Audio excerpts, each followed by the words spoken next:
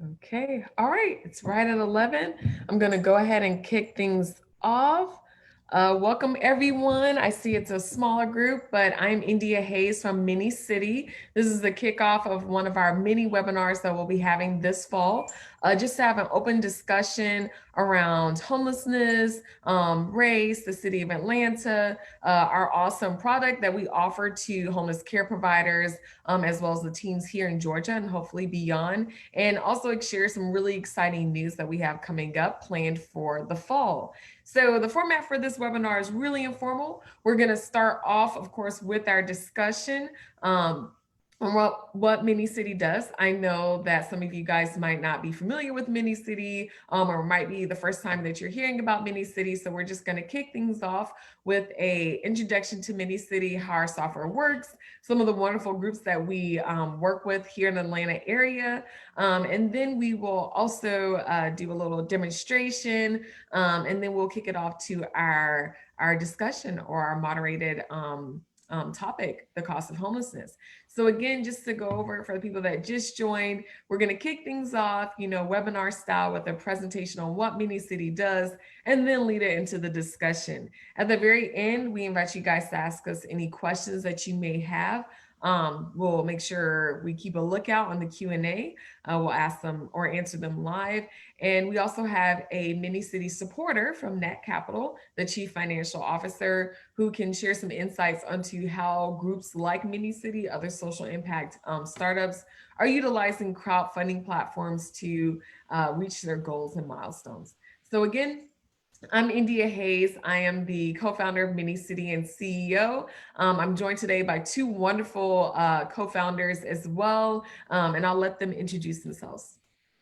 Hello, everyone. My name is Herold Raymond. I'm a co-founder of Mini City and the VP of Business Development and Technical Engineering. I help with securing some of our customers and some of our technical advancement. Hi, everyone. I'm TK. I'm a co-founder of Minergy, and we connect minority-led nonprofits to institutional donors. I'll be helping with moderating the conversation today. Thanks for the invite, India. Yeah, absolutely. And just another note or insight, TK was also part of the Farm Comcast Accelerator with Mini Cities. So we were chosen as part of a small group that was invested in by Comcast, really pushed to the forefront. But please do check out Minergy. Their startup also works in the social good space, and they're phenomenal.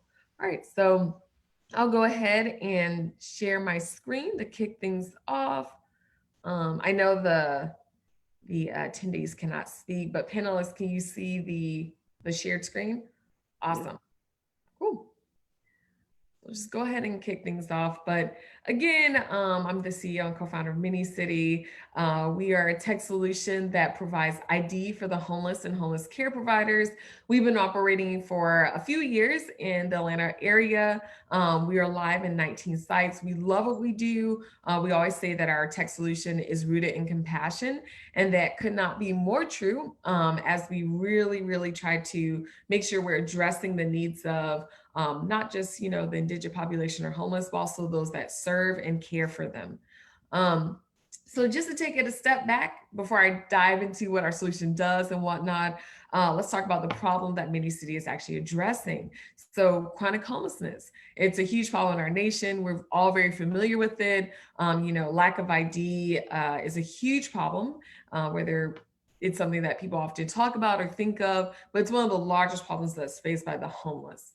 Now, there's actually over 500,000 people that are experiencing homelessness on any given night in the United States. So a very large population. And again, lack of ID leads to a lack of access to government benefits that exist for the homeless. They cannot get, the things that they need to project themselves out of homelessness without ID. I actually want to share with you guys a quote that was said by one of our earliest citizens, and we hear it all the time, but sometimes it feels like you need ID to get identification. And this cannot be more true, not just in Atlanta, but all over the region. We see that all the time. How can I get access to those services I need to help myself or start my new life if I don't have identification? So again, over 50% of the homeless are not able to get access to housing, food stamps, Medicaid, and it's not just benefits, it's also those next steps. They cannot get access to employment or jobs due to lack of ID. And there's other groups, of course, that are in this ecosystem, as we call it. There are groups, CBOs, or community-based organizations that exist to offer assistance to the homeless. They're the ones that often step in, those homeless shelters, those task force agencies, those federal groups, even corporations. All the time, they step in to offer assistance. But many of these CBOs are super overworked. They have very heavy caseloads. So they focus on groups that do have ID. Just because that's a little easier to address. And so that means those without ID do not have their needs met. Now, of course, MiniC is not the first organization to come about and say that they're going to address the needs of the homeless or, work on identification. There are so many tools out there that one can utilize. But many of the current solutions that agencies are using require address history, banking information, all the things what we take for granted or might easily be able to get access to, but these are things that the homeless just don't have access to. So many times their needs are just cast aside or unmet. And so I wanted to share a quote with you guys from one of the former grants manager for the Salvation Army. That was one of our first sites that we worked with. But something that really stuck out to us was her organization, she said, has been around for centuries, for a long, long time. And to this day, lack of ID is still one of the largest pain points that's felt by those that they serve. And so what is MiniCity? How are we disrupting this, or how are we addressing this? So MiniCity is innovation in the face of the status quo. So the status quo are all these other tools that we're used to that maybe don't meet the needs of the homeless, that aren't meeting them where they are. So MiniCity is a tablet-based solution that meets the homeless where they're at. In less than 5 minutes, maybe 5 to 10 minutes, depending on the person, the homeless citizen or their care provider or caseworker can apply for ID using our really simple software. And on the back end, we're streamlining over 60 notarization, authorization, all these different forms so that we can quickly get ID. So just to dumb it down a bit more, because we get so many questions all the time, but if a homeless citizen were to go to one of our many partner locations like Hope Atlanta, they could apply for ID using our tablet. So they don't need a phone, they don't need a mobile device. During the pandemic, we did see a surge in the usage. So we're deployed in over 19 sites, from wellness hotels that were created just for the pandemic to the airport, MARTA locations. So homeless person can go there. They don't need a device. They're provided on site. They are set up with Wi-Fi, and they can fill out a really simple form. And on the back end, we're doing a lot. We're streamlining and creating this whole profile so that they can quickly get ID. And that's super important because they're able to then get access to all those services we talked about, housing, Medicaid, and so forth. So we know, of course, the homeless are the users that we work with, that we help, that we support. And there's community-based organizations that we also help empower and give them the tools. But other groups are also very much invested or interested in supporting and, addressing homelessness. There's also enterprise corporations. That's another customer segment that we have, or group that we work with. They want to expand their community outreach. They want to better serve the unserved or disadvantaged. So these are fintech bank companies that power EBT, or larger corporations that really have huge missions where they want to either connect to the homeless, provide better internet or services to those that are at risk for homelessness, or kind of connect the dots. So there's those groups. And I want to share another quote from that kind of segment from a potential fintech banking partner. They told us, we're really in dire need of connecting the disadvantaged to the services that we provide them, but we need that grassroots level engagement that MiniCity offers. As you can imagine, think of a fintech bank group or other agency that's really large, going to a shelter and saying, hey, what can I do to help? It might be a little bit hard. They might lack the grassroots level engagement or community on the boots experience that MiniCity has. So many times MiniCity can be that innovative partner to help bridge that gap. So again, what is MiniCity? I talked about it earlier, but we're a compassionate tech solution.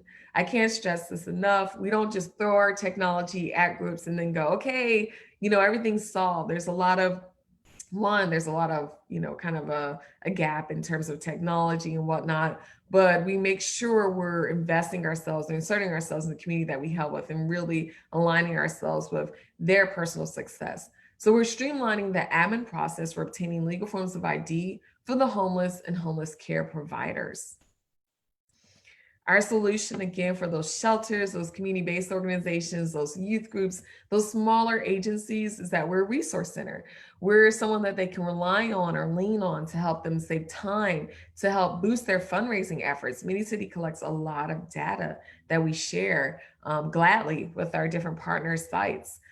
For larger corporations, we're, again, that innovative partner that can step in, provide valuable insights, expand their services, give new meaning to the phrase KYC, or know your customer, as we boost kind of their outreach.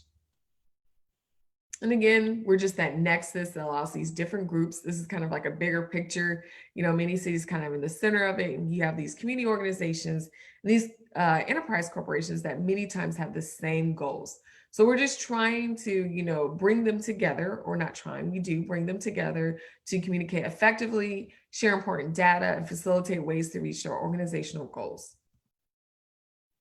So that's essentially what Mini City does. I don't want to go on and on and on about it because I know we're here to have a discussion. So before we kick off the webinar and the discussion, I want to share or kind of put us in the mindset, the framework around what we're talking about, what we're kind of meeting here today about. So there's the data. So these are just 3 quick data points or sets. There's the cost of homelessness.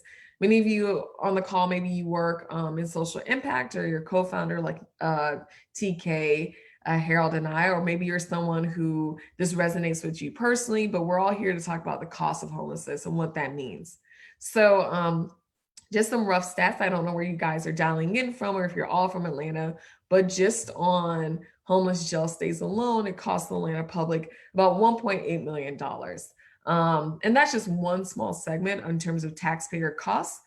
Forbes did have an article they released, which was really compelling around the cost of homelessness. And so chronically homeless is when someone is homeless for years and years and years. And again, there's definitely a dignity and a human cost, but in terms of taxpayer dollars, there's only about 100,000 individuals that are homelessness, chronically homeless in the US. So there's 500,000, but a smaller segment is chronically homeless. Now, you might try to guess how much that costs maybe our nation. Maybe you think it's $1 million or $5 million. It's actually $10 billion a year. So it's a huge drain on our cities. It's just not very sustainable to not address the needs of everyone. So another stat I wanted to share, it's from Florida. For Florida alone, it costs about $31,000 a year per homeless person for law enforcement to pay for, the transporting of the homeless for major, just largely non-violent offenses. So again, it's not just an Atlanta problem or a LA problem. There's also just all over our nation, this epidemic of homelessness is very costly. And again, many cities very much invested in, remedying this ailment, but also being very upfront about how not sustainable it is. So just to go off of, because I know both these examples or data are around jail stays or, arrests. We don't want to criminalize homelessness, and that's not what Mini City is about or perpetuating, but just something to keep in mind. I know your screen might be getting cut off by our pictures, but a few years ago, the UN had criticized the United States for the criminalization of homelessness. All these arrests, all these imprisonments, all these confiscation of IDs, really cost our nation a great deal of money, but it's also a dignity or a humane cost. So just to jump right into that, the human cost, the humanity cost of it. So we all know that COVID is occurring and it's really consumed, our year. There is a specific, of course, cost of homelessness, and it's just been heightened during this pandemic. COVID-19 is, of course, an immediate concern, but there's definite challenges around an individual being homeless and then also having to live through or trying to survive through this pandemic. I won't read out every single stat, but essentially what we want to convey to anyone that's listening or before we kick off the discussion piece is that uh, a large percentage of the homeless, as you can see from these different stats, 75%, 84%, a large percentage of them are dealing with PTSD from being on the streets, with substance abuse challenges, with physical challenges, and we have a growing population of the aging homeless. So what we know definitely with this pandemic is that if you are older, if you have physical things, if you are not being properly sheltered, this pandemic is really going to hit you hard. So what we're seeing and what many city has seen is there's a definite human cost or dignity cost or longevity costs where people are unable to survive and thrive during this time because they're not sheltered, because they're not being cared for, because they're isolated.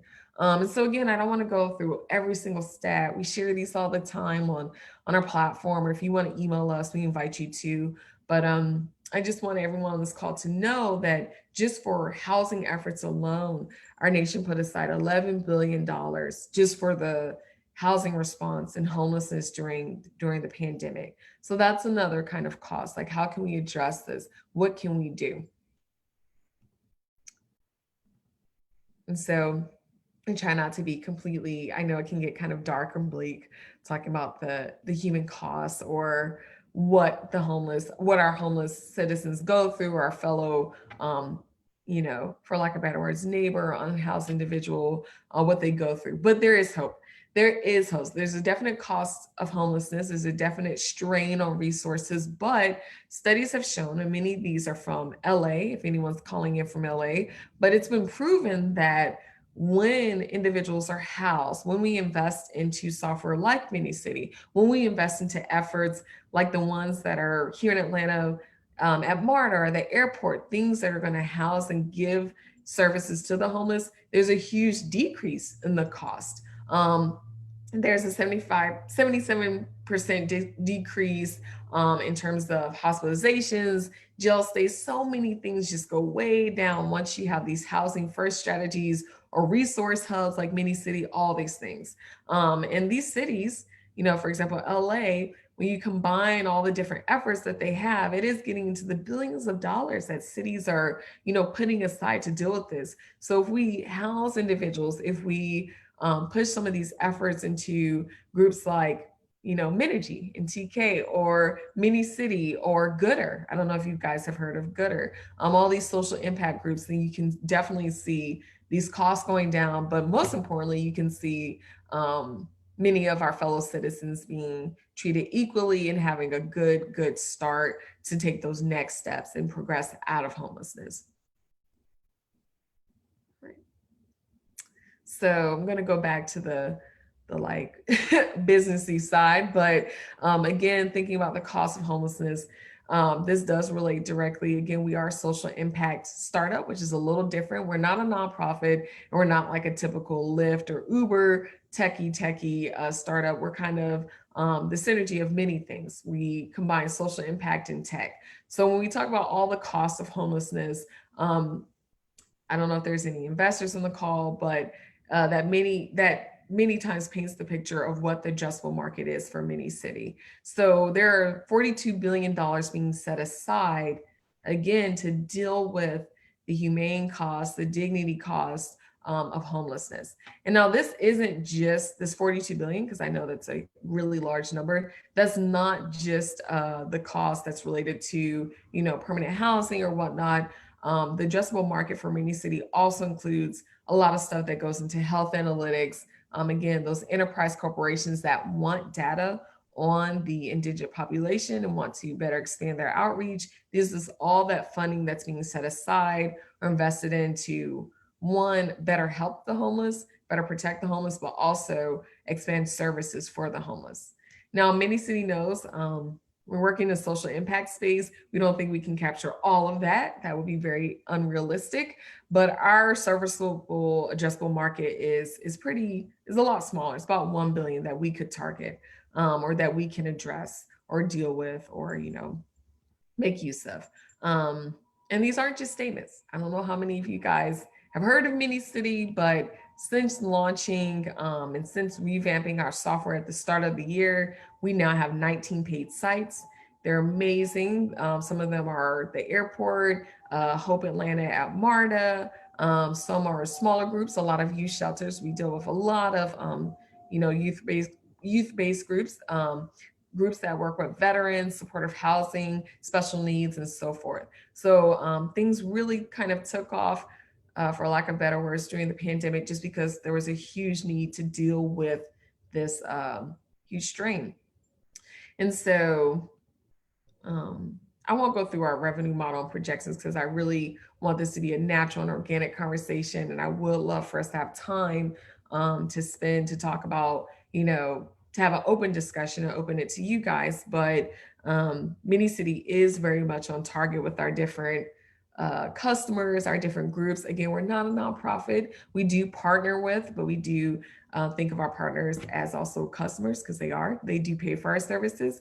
So we have smaller groups that we work with, those CBOs, and also for the first time this year, we have larger enterprises that we're working with.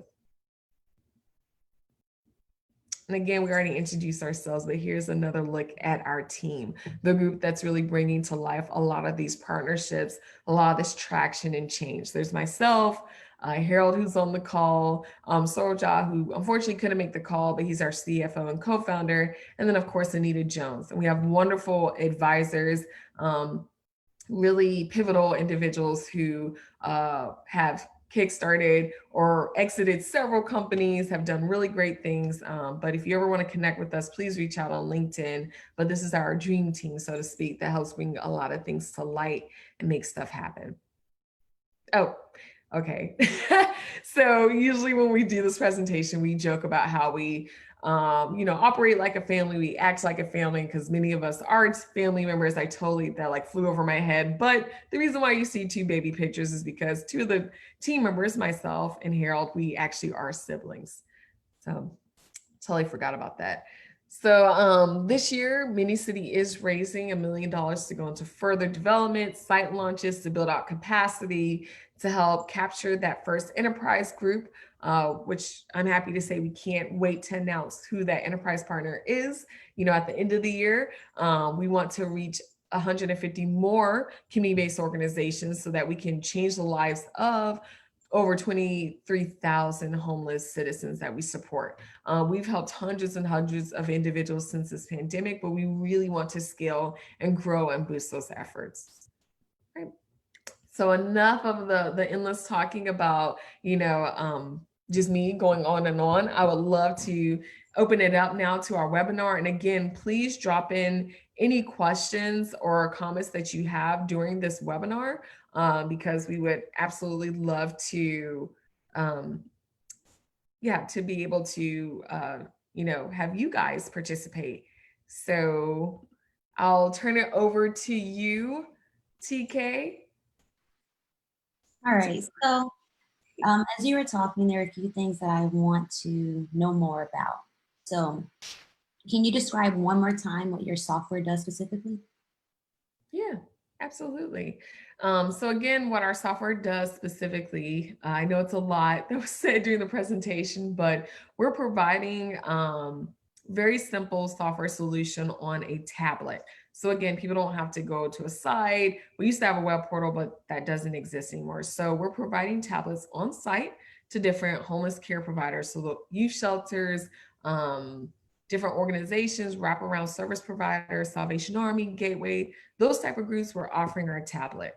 What our tablet does, what our software does, is it is pre-filling out all the necessary government forms needed to apply for ID in every state in the United States, as well as minor territory and islands. We're making it very easy for people to apply. 90% of the time they don't have support ID. So of course that will make it very easy for people to get birth records. But what our system is doing is compiling any notarization, authorization form that's needed on the back end so that we can quickly get their birth record. Yeah.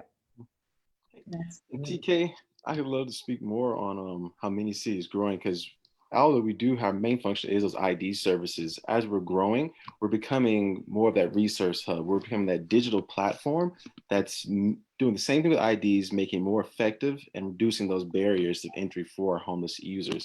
So as we grow those ID services and our effective kind of communication and logistics with these community-based partners, we're creating a user base where we can establish, Medicaid enrollments, have healthy eating and health and wellness initiatives on our platform.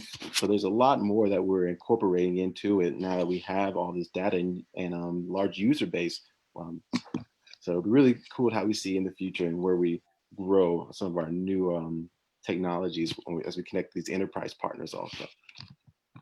Yeah, that's really cool to hear.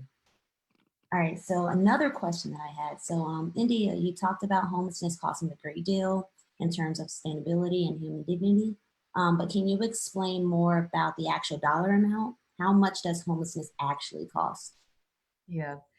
Yeah, it's interesting because I know there's so many stats that many cities shares on our platforms and whatnot, but sometimes taking a step back, even I use the term chronically homeless, that's only 100,000 people every year. It might seem like in the grand scheme of things, in a world where you have billions, that's not that big, or that number of people that are experiencing this is not that huge. But the cost is really immense, even if it only means 100,000 people are experiencing homelessness on any given night. Again, Forbes cited $10 billion being spent a year on taxpayer dollars just to kind of deal with the chronically homeless. So when you break it down, for example, in a city like Atlanta, we spend over $23 million, or taxpayer money. 23 million goes into just ER visits. So again, it's like the money cost is always tied to the uh, humanity or dignity costs. So to have someone just not able to get the services, medical needs addressed or whatnot, many times they're much, much more likely to experience PTSD, to be on the elements. It's a lot on your health, your physical well-being. And so what's happening is a lot of emergency services are being utilized, and cities are spending millions and millions just on that. And then, of course, there's like jail stays, which is one that's always really sad. We hear a lot, especially from older gentlemen, that a lot of times they're arrested. So there's like a cost related to arrest, and largely for, again, like I said, non-criminal offenses, just kind of hanging around or sleeping on benches and whatnot.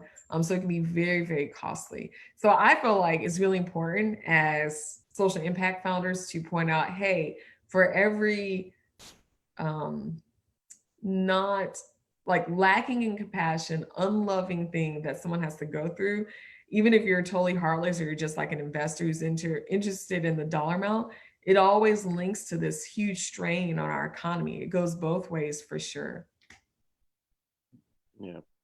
And I can speak to more of it as I'm, the business development and tech person. As you can imagine, I'm really big into stats and into numbers, so that can be a detriment. But sadly, when we're always discussing the well-being of human beings, it is a touchy subject, when you're saying, but there's real dollar figures that are attached to that. And just to give some like comparative analysis, when you do the example is a homelessness analysis from the U.S. Treasury, um, indicated that just the state of New York, the city of New York City, is spending $3.6 billion in 2019 on homelessness. And that is comparative to the entire UN Commission on Refugees annual expenditure budget. So that's how much they're spending a year on the entire UN refugee crisis. And but that's really just a drop in the bucket, because that's the public spend on New York. When you think about how much more there is in the reflective costs from enterprise services, and how much, just not just society, how much that is put on to consumers also, it's really much larger, and it can even balloon way larger than that $10 billion instance that we see. And looking into more of like those really comprehensive studies, Santa Clara County did the most comprehensive study about how much homelessness would cost in 6 counties in LA. And in that study, took over time, they were able to connect them to their other homeless services. So they have a really comprehensive information system. But they indicated that it's actually, every homeless person was costing the state $83,000 per person. And just inside of that, you can really see some really great indicators of where all this information is coming, or where all this money is being spent. 53% of that was just on healthcare related costs. And then the next 34% was on criminal justice. It's like when Indy was speaking on like the cost of health systems and to these larger institutions is exponential, but it can be really cut back, and there's a lot of things you can do to handle some of these instances with that housing first policy, or looking right at what's actually causing these detriments and figuring out innovative solutions like in the city, how to make those wellness practices better, how to have some cost management in these hospitals. And there's a big idea of that by integrating with these different solutions like us and our providers to cut back and help a lot of these users. Wow, I honestly didn't know how much money was tied to homelessness. That's crazy. So I have another question. What is human cost? Can you explain what that means? Oh, India, you're on mute. Sorry. So, yeah, I know it's a weird phrase, and we're still looking for a way to phrase it in a way that doesn't sound so jarring, but it is quite jarring. We float between like the humanity cost or the dignity cost. So basically, it costs a lot in terms of human dignity to go through homelessness. So some of the stats, again, we don't want to demonize those that are experiencing being unhoused or that are homeless, but a lot of times there are a lot of things that they are enduring in terms of substance abuse, in terms of mental illness, in terms of the physicality of it. Your basically your quality of life goes way down, as you can imagine, the longer that you're homeless. And so once you get into chronically homeless, which is where you're homeless for years on end, that's when you start to definitely see a huge dignity or human cost. Your quality of life, of course, goes down. For women especially, you're much more likely to experience PTSD, all these other things. And that's because many times women also find themselves at risk for being homeless or falling victim to becoming unhoused because of domestic violence issues or other things where they might be cast out. And so there's definitely a burden and a cost, I feel like, for every human being to kind of have to deal with these things. Another trend that we often see is also isolation. So we don't think about this a lot, but one thing that stuck out most to me, even before starting Mini City, but just as a founder, or I'm sorry, a volunteer in women's shelters, was the pattern of isolation. And so many times, if you are in hard times or you hit a rough patch, you might be able to stay with your girlfriend or your best friend or your cousin or your family members. But what we started to see in terms of like the human cost is just like the rise of isolation for whatever reason. Sometimes, especially older individuals, they outlive, maybe they were the baby in the family, but they're the baby out of multiple siblings, but you're the baby, but you're now like 65, so no one else might be alive anymore, and so they don't have anyone to lean on or whatnot. Or patterns of isolation where people don't want to be a burden to anyone, so they have medical bills and they just don't want to bother anyone, so they kind of isolate themselves until they have nowhere to go. And so I think that's a huge cost, in terms of a human cost, is assuming everything on your own or being isolated or being without. It definitely takes a toll on a person. Hmm. Yeah, India hit it right on the head. Yeah, you did. Because I wasn't familiar with human cost, but thanks for giving me that clarification and our participants. Okay, so in what ways does technology alleviate the cost of homelessness? It seems like it's a huge issue, almost too big to solve. So, how is Mini City actually helping alleviate that cost? Yeah. So I can take this one. And we see technology most recently, especially now with COVID, is the biggest asset really when we discuss alleviating homelessness. And we're talking about some of those digital tools and some of that platform technology, because we're really trying to minimize those barriers of entry. And that's all Mini-C is about. When you're thinking about getting on someone on the road to self-sufficiency, we're really thinking, like you said, ID is that first step. And that's big part of our Mini-C is. We want to be that tool that's allowing people to traverse these barriers or making it much easier. You know, if you want to think about all these things like you needing those different forms and information, or even just the logistical aspect of getting someone from one location, like like a shelter or on the street, to a location like a post office or the DMV or something like that, just to interact with those are all barriers for someone that is homeless. You know, and technology is where we can see the biggest aspect to help that. And this has been carried on for, particularly right now. We had a national conversation with organizations around the country who are trying to fight these or combat these same issues, you know, around ID and access. And the biggest theme that came up was, how do we do this? What digital tools are available, and how can we explore kind of that realm? And surprisingly, a lot of these organizations had really no interaction with it. You know, they have HMIS, those some of that, it's like information data entry software to keep track of homeless, but you know, they weren't integrated, and they also didn't provide any actual, you know, functions to help the users. You know, this is, you accumulate information, they're helping the community, the caseworkers, but what about the actual homeless people, you know? So that's really where Mini City is, and how we can see technology by making a mobile application and partnering with those community-based organizations, those caseworkers, those people who have the most time and interest invested in helping these homeless users. We're giving them the capabilities to, you know, do more. That being at that grassroots level, we're really enabling them and empowering them and these homeless users to really take hold of their own the problems that they're going through and connect to these services. So with technology, we can do so much more when it comes to interacting once we see these actual issues and really connecting them to solutions. And TK, just to jump off of that, when you talk about like not just like abstract stuff, like can we help? Does it help? Just in terms of like, yes, how much does it help? Millions of dollars of help. That's how much it helps. So, for example, Michigan is a really great example of this. They did a kind of like a pay it forward strategy. Like when you work in social impact, it does take time, you know, for things to kind of kick off, but you will see immediate results in terms of how much a city can save. But they did a housing first strategy, like Herold talked about, and utilized a great deal of technology. They had the combination, and this is kind of similar to mini cities model, the combination of a social impact startup along with a United Way, so a community-based organization that's been around for a long time, that's very large, that has a lot of reach.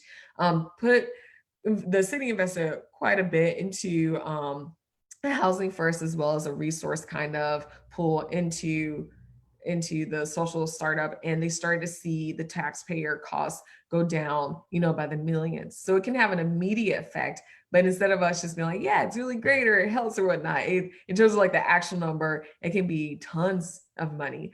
We talk about this a little bit later in one of our other webinars on connected cities at some point in the fall, but there's also, you know, Tableau, that's another software, other groups, some cities around the nation, which, you know, it's a little bit controversial, but they effectively have said, hey, we've eradicated veteran homelessness. And it's like, okay, how do you do that? That's such, like you said, such a huge problem or issue. But they took data, investment in technology, as well as community effort. And that's how they were able to you know, eradicate, but also save millions of dollars. That's how they were able to kind of push things forward. But again, that's another discussion for another time that I would love to hit on. And just to piggyback more off what India was saying, when you think just beyond the municipality aspect of it, just to give an quick example, Anthem, which is one of the nation's largest insurers, they've been wanting ways to cut, and managed care organizations who handle Medicaid, they are exploring ways to cut back on some of their public hospital costs. And there's SVP of analytics was trying to say that they need more information and data on those subgroups that they interact with quite a bit, like the homeless population, people that use Medicaid, indigent users. But they're putting aside around $1,300, which incorporated turned to be out to be a $2 billion on a pilot to see how they could divert people from the taking homeless users from taking too many hospital days to the local groups, community groups that could handle and offload some of those those patients that were staying in there that they were indicating were staying in the hospital beds longer, maybe 5 days to a week longer, because they had no homes to go to outside hospital stay. And that's saving these organizations $11,000 a year per user. So there's outside just municipalities, these large groups, these enterprise companies are seeing this cost and investing large amounts to see and exploring different ways to solve these issues. Definitely seems as if the cost would get lowered with your help. So I imagine many city assists, the more you assist like CBOs, shelters in cities, the cost should go down. Is that the idea? Is that one of the value adds for many city? Yeah, absolutely. I think one of the value adds is definitely that it's a little different, I think, for different groups, of course. For cities, on the city level, absolutely. For municipalities, that's a definite value add. Like, hey, we're spending millions and millions and millions of dollars on this, sometimes just on one pain point alone, related to homelessness. So for cities or at the municipality level, that's a sure bet or a sure value add. And then for other groups, like for example, CBOs, community-based organizations, shelters, youth groups, that's a definite value add because their whole entire mission, their whole entire like reason or whatnot, like, hey, our this is something that sometimes isn't talked a lot about, but hey, we're not able to they all have enrollment periods, maybe it's 30 days or so. But if it takes them 30, 90, or even we've seen as long as like 6 months to get services to the home or get ID, and you're supposed to, your value add is to, give services to the homeless, then, absolutely you need a mini city or you need to be connected to a group so that you can then show metrics. So that's a big thing.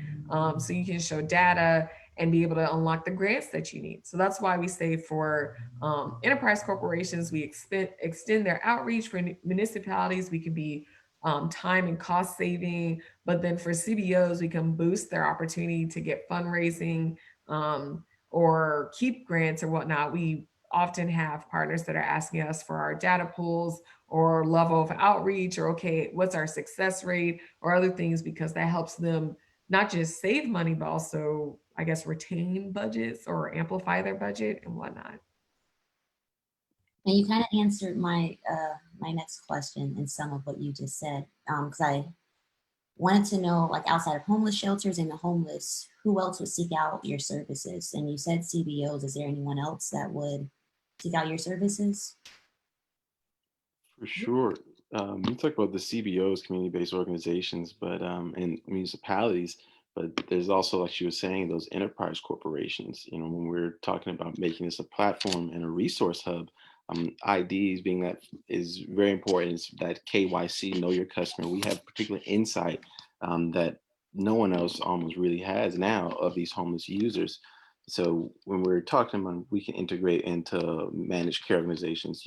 All these our indigent users qualify for Medicaid, SNAP, and these different things. So we want to integrate into Medicaid enrollments. How do they get more people on? So the state knows how much to provide to these managed care organizations. They get federal funding too. So if we can help them with their numbers, that helps them on the cost effective side and increasing their revenue. And all our users also connect to SNAP and SNAP and EBT. When you think about SNAP and EBT, actually, it's a $54 billion driver in the nation. So that means that $54 billion is going to big box stores like Walmart, superstores, Target.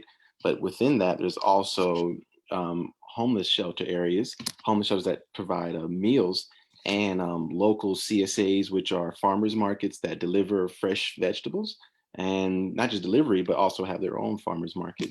So one thing we're thinking about also is incorporating these groups by having, voucher systems, SNAP coupons on the platform so that we can drive, some of that growth and some of that revenue to not just the box stores, but local markets also.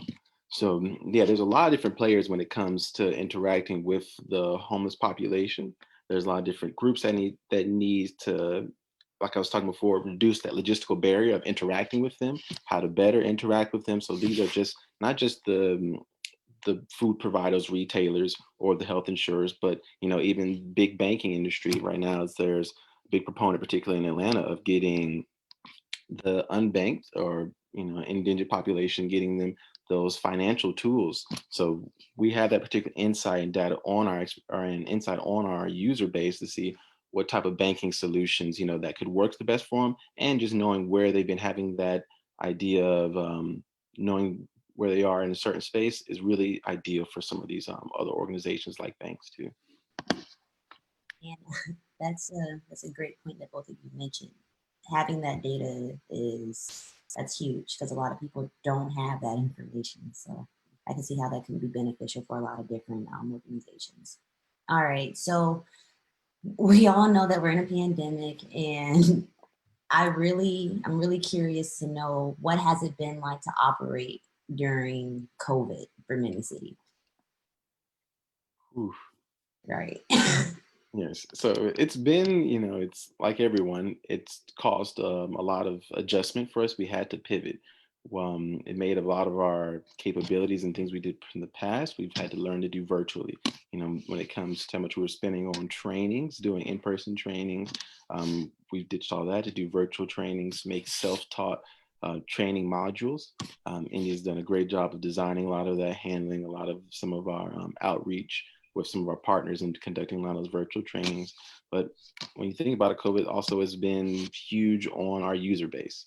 The community-based organization we're working with and the homeless users. There's a giant increase in how people, how much they're working with, people that they're seeing on the street, trying to get them from being on the street to these array of different housing measures. They have something called these healthy hotels, and these healthy hotels are ways for people to get people off the street and contract. And the city has partnered with local hotels to get them off the street. And we've been interacting and engaging these groups. So it's definitely put Mini City in a place where our citizens are extremely needed. We're seeing uptick even on the new airport or location where we have to go also. So India can speak more around how COVID has affected us, but it's definitely, we've just been seeing for the increase in need of Mini City services. Yeah, I probably would, I agree, absolutely. Harold hit on the head, but I wouldn't say we pivoted. I try to be sensitive because some organizations during this time have completely changed how they, kind of how they operate. Some organizations, I think there was we were kind of at a pitch or a talk or something, and a startup that was based into doing, it was basically like a gym membership or something around gyms. That's a very physical and in-person thing. And so they did a complete overhaul where they were like renting out some of their stuff just so that, they could still flourish and thrive in this time. It was really interesting, but that was like a true, like not a total 360, but a really quick like pivot that made it so they were still viable. I would say for Mini City, we're still doing all the same things. Like we didn't change, our value offering. We didn't change a lot of stuff about what we offer. It's still the same solution. It's just that during the pandemic, solutions like this are greatly needed. They're like, while there might have been things that were, delightful. You say that a lot in design world. Oh, this startup is delightful or brings me joy versus your startups that alleviate a true, like, not just like a band-aid on the arm, but like a real pain point. And so for Mini City, we just saw uptick, as Harold spoke about, in terms of the demand. That probably was the biggest change for us. Instead of us, like he said, doing a lot of in-person trainings, which to be honest, did save us a lot of money. We do a lot of things virtual. We do onboarding virtually. And actually it's been for the better. It's been a lot of stuff that's made us be more adaptable. We are now in a position where we're doing potential pilots out of state and not just in Georgia. And that's only possible because the pandemic forced us to scale virtually much, much quicker, or I guess um, that kind of road to scaling in a virtual manner so that we could work outside of Georgia happened a lot sooner than we expected because it's needed elsewhere. So that changed a lot. And then I would say, whereas before we were at sites and they would use them continuously, now like there's something called healthy hotels. So there are these hotels that were started during the pandemic that are specifically to address the needs of the homeless. So all 12 floors or 20 floors or whatnot will just be filled with homeless individuals that are at risk for homelessness. For the first time, Mini City is like, instead of a daily continuous usage, we might out of nowhere have like onboarding of 50 or 100 people, whereas that might have happened over the course of a month. So the frequency went way up, which means our software had to be really on it, and adaptable to that. But yeah, just like Harold said, it's just the frequency, the usage, the outreach went way up, and we had to be adaptable. Maybe I'm overly sensitive, but I feel like some groups we've had to completely do 360. I get nervous to use the word pivot. We've absolutely adjusted in like so many ways, um, just like he said. Okay, great. And that's good to hear that your core is the same, supporting the homelessness. So, all right. So you spoke on the cost of homelessness, and particularly during COVID, there is such a great need for housing. You have to remain safe, stable, and healthy. And homeless, it's hard to access that. And access to affordable housing is even more limited. How does Mini City address that, if at all? Yeah, so we get asked that a lot. We also get really heartbreaking, of course, messages where people are like, "How can you help house me?" Or "We're not a shelter." So we always have to be try to be really transparent. Like, we don't work in the affordable housing space, but so much of housing is tied to, do you have the proper documentation? So the biggest need, I would say, like 95%, if not everyone we interact with, their next step is housing. Yes, they're in the shelter program, but they need to remain open for new people to, be helped or assisted. So we work really closely with what's called like patient navigators, or just navigators, period. Those are people that are kind of closely work with the homeless, as well as caseworkers, as well as whole housing directors, and especially outreach teams. We come super close to them, and we are really tight closely, because many times the only thing missing or that's still outstanding is ID. And in terms of ID, everyone's like, well, you can just get like a state ID, or it's so easy, or this and that. Unfortunately, if it was, we probably wouldn't even exist, but it's not that straightforward. You need to, for things like housing, school, we just take it for granted, but you do need to verify who you are, also the region and nationality. And a birth certificate is the strongest way to do that. That's why we focus on birth certificates. We used to do a lot of different other things, forms of ID, but we found over time, birth certificate is the strongest thing. That's what's going to make it so that you can start school, you can move into that apartment. Um, and to be honest, like we're always connecting to people, an officer or former officer who wanted to help and was coming at it from a different angle, more the judicial side. He said, hey, actually, even for me during COVID, he had lost his ID and a photocopy was not acceptable. And he was like, oh my God, I'm about to be completely without a home. Thankfully, he had family. Again, he's not isolated. He had family that he could move in with, but it really freaked him out because he had lost so much stuff during moving and the pandemic. And he realized how, like, not even, a photocopied ID, that's not good enough. Your state ID, not good enough. Many times, if you have a passport, that's really good, but that's a super privileged type of ID to have. So again, we don't offer housing, but we just work so closely with people's I guess like docket or their success path. Like that's usually the end goal, housing, job, and whatnot. So we're so closely linked to, like, the biggest thing that we get is like, hey, India, Herold, Sorf, whomever, like, we need to get this so that they can finally move in, or we need to get this so they can get the housing that they need. Sorry, my eyeballs are going crazy. But I hope that answered it. Also, I just realized, I know we only have 6 minutes. Some people, it looks like, dropped off, but I wanted people to have the opportunity to ask any questions they had for us. If you look at the bottom part of your screen, there is a Q&A if you just hover over it. So TK, I didn't mean to just cut you off, but Oh, no problem at all. While they're asking their questions, I only had one more question, and I just want to know, how can people fund or get involved with investing with Mini City, or just helping you guys out as a whole? yeah. So with Mini City, we do have super exciting news. We're still tying up the ends of it. So that's why we have multiple webinars, so you can stay in touch. But please follow Mini City, email us. Please drop in your email as well if you want to. I'll drop in our email, but we do have some really great ways that you can invest in Mini City, support Mini City. We often get asked, people say, how can I donate? We always direct them to the nonprofits we work with. Again, we are really upfront. We're not a nonprofit, but for the first time, Mini City is doing a capital raise. We're doing it in a really fun and engaging way. And it's a way that many social impact startups have taken advantage of. So we cannot wait to tell you guys more about it. Again, I'm sure all of you guys from the event already have our email address, but I'm going to drop it in there. And please keep a lookout because we'll be releasing more information on that raise very soon this fall. Yeah.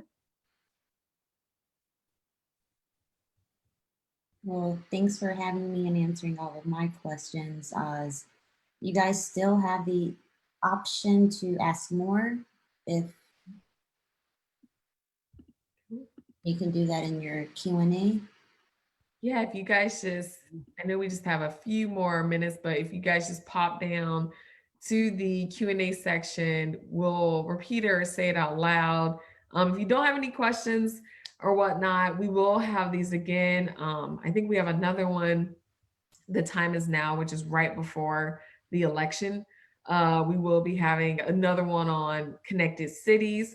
We'll be having one on tech, utilizing tech to eradicate like social ills. So we'll tell more about our raise and other great things in those, but we'll also open it up to hopefully have an open discussion. But thank you for everyone that joined us. We hope you found it to be informative.